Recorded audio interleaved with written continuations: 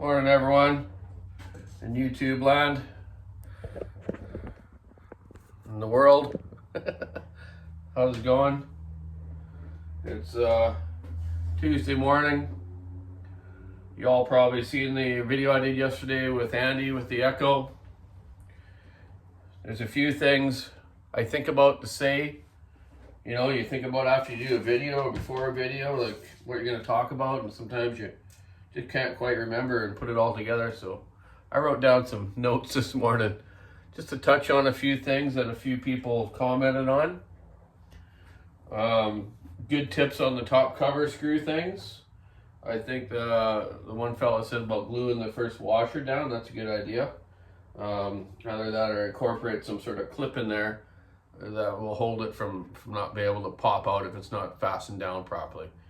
And yeah, the only way they really fall out if you don't get it down and click it. You can get the other two down and you might have not got that one clicked or you thought you did. So hopefully that won't be a huge issue. You know, that's not a huge issue for this saw compared to the rest of it that's working so well. One fella commented on the compression release plug. It's the same as the Husky or the Still. You know, everyone's got the same sort of one. But the rubber in the top, the grommet, I used off a Husqvarna X-Torque top cover, which you can get when you buy the top cover, or you can order it separately. I don't have a part number for you, sorry, but I'll get it for you. One fella commented about his not running worth a piece of crap, lost a lot of power, so I kind of sent him a message about checking your fuel lines not kinked or something simple, you know, or it's just not the carburetor's not adjusted right. There's in my note here about that as well. The Echo carb adjuster. They do have limiter caps on them. From Echo, there's a special new tool like everyone else has. There's how many different tuning screwdrivers now, for all these EPA saws. Don't need them for M-Tronic or auto-tune. You can't adjust the carburetor, so you're still stuck with some of these other things. You got the Husqvarna Poulan type inner spline one, you got your Pac-Man, your other ones for all these weed eaters, all these things. But this Echo one is kind of special. You thread it in clockwise, I believe. I'll get back to you on that though. And pull them out.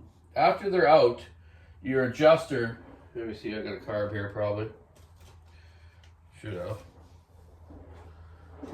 Your adjusters aren't like your old conventional ones that a Still tuning screwdriver or any other one will fit perfectly. They got a real small little spot in them, so you can use the little tiny millimeter Echo one, or you can still use the Still one. You just give it sharpen it up a little bit and it fits in there and you can adjust them. General setting,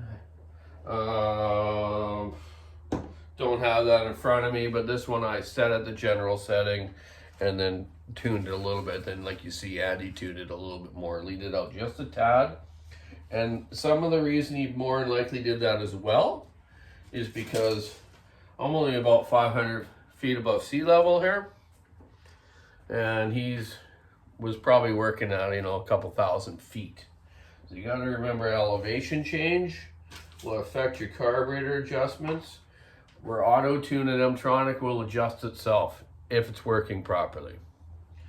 When it works properly, it works very well. You know, I can't knock that stuff at all. It's getting way better, and it's going to be the way of the future. The other thing we didn't really talk about is Andy also has 572. He loves that 572. Everyone that runs the 572 in his camp loves it because it's the smoothest saw on the market. It is definitely the smoothest on your hands. Hands down. Funny.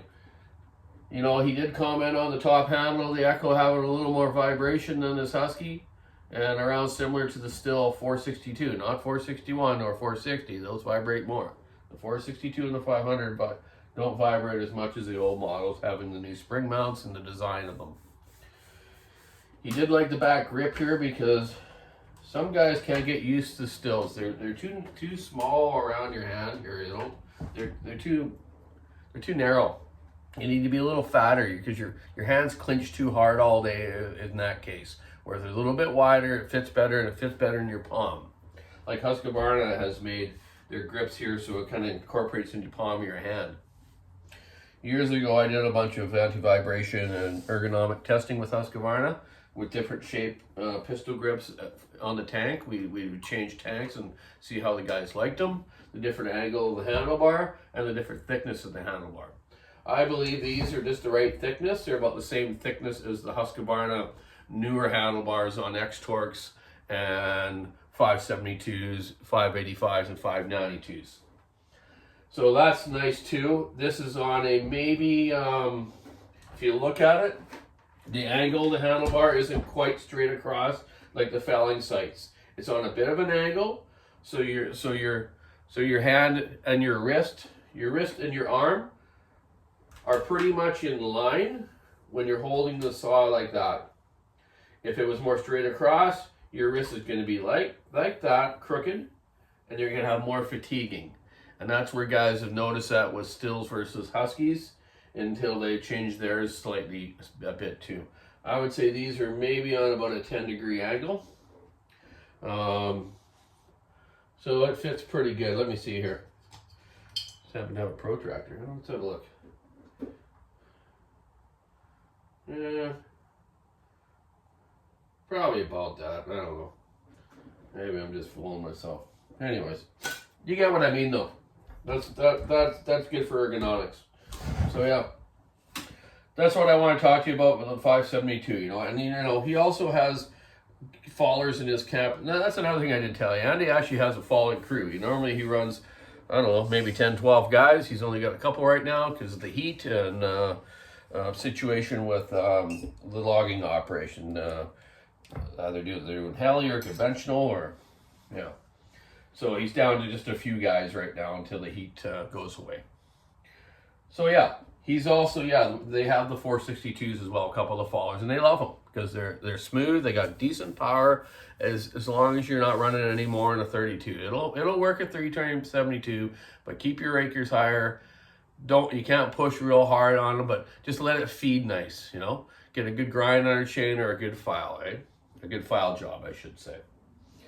Pretty much, I would say, I think most of the guys in his camp all grind chains, so they run pre-ground chisel chain that they keep the grind on, or they run regular chain. 75 is pretty much the dominant here now. 75 chain, 75 EX, or 36 RSF if you're talking still chain. Guys will grind them, or some guys still hand file because they're probably the ones that smoke, so they can stop and have a smoke. Whatever, eh? So, you know, and like Andy says, that 572, it's so smooth. He loves running it once in a while. It's just so comfortable for him. But like he says, exactly like I said to the Husqvarna reps that were here last time, they're kind of missing a saw in between. Now they got this big 585, big 592. It's heavy. They've had some issues. We'll go on about that right now, but I'm going to be showing you those issues down the road as things progress, or good stuff as it progresses, right? I don't badmouth anything until it's really used right, you know, and that's the whole thing with this Echo, is we'll see down the road how it works, how things last, right? Like I talked about, the mushy rain coming up that we're going to have, different conditions, snow, you know, the heat's been good. It's been running really well in the heat. So that's good. Not like some of the new Mtronics and auto tunes. Some of them have been a little cranky in the real hot weather. There's another thing some guy just talked to me about. His 592 it was kind of in the heat. It was kind of getting hot and running kind of weird and restarting it. We couldn't restart it. Pull. So I reminded him. I said the best thing to do is once if it's really hot, it's not starting. Push that primer bulb a bunch. Purge that fuel and get the cold fuel from the tank into the carburetor, and the warmer fuel will be evaporated or back into the tank. So then it might start easier for you. Also, that's good to do on 562s and 550s and others auto tune and some Mtronics, but Mtronics don't have the purge bulb. You might have a solenoid problem with them if they're not restarting right or running rich or not running right at all. So yeah, you know, that's what I told the factory reps, and even Andy agreed. Like, you know, the 572, you know, it's 71 cc's. They should have made it between 75 to 80 in that range. Like, make it like around the 461. You know, that's what I told them, and I'm really hoping that they do come out with something in between that, because even the 572, you know, versus the 372 X Torque or the older style 372 is about a half a pound heavier. You know, it's not lighter, but it's very comfortable. It's very smooth in the hands. There's been, you know, a few issues I've had with them, but they're not a big bar saw either. They'll do a 32 if it's a lightweight, but you know what? It really wasn't designed for that. It's back to this, like this one in the 462. You're gonna have to keep your acres up. You're not gonna be able to really push on them hard. Just let them feed nice. And you know what? That's easier on the body and stuff too. So, you know, get your filing down pat. So we talked about the carb adjuster, a few other things people commented on. Gas mileage. That's a big thing. Some of these older 372s, some of my buddies are still running in the camp like Andy's and other places. You know, they got the 75 cc jugs on them.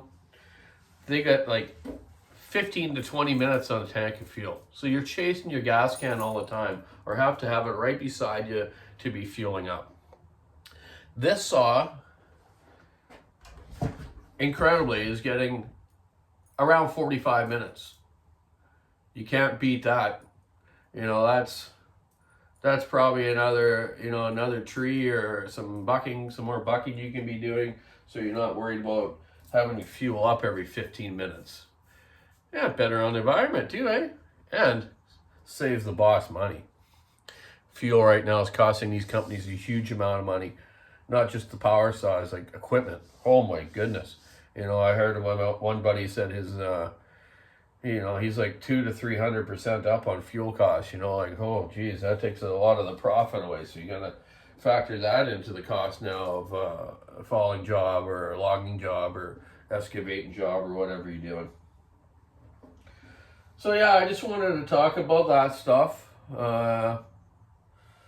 Andy's gonna take this back and run it more. Like I say, you only had about a week on it, but my other demo's got a lot more on it. I'm going to be going to clean that up later on today at the shop, and I'm going to actually take the cylinder off and look outside and inside and see how it's working. Also recheck my squish to see if there's been any rod stretch or anything like that, or something that I missed before.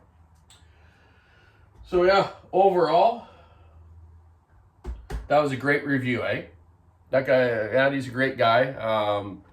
Very knowledgeable. He's been around it for a while. He's got a really good group of guys. Some of the #1 followers on the coast here and in the world.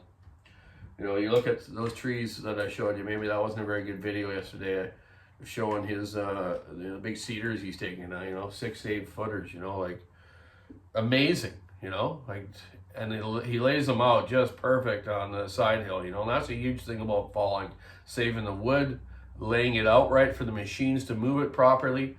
There's a lot more to it than people think. You just don't start dumping them everywhere. You lay them up on the hill so they don't roll down and break or smash another stump, break in half. Now a $40,000 log is only worth $10,000 or nothing. It's toothpicks, man.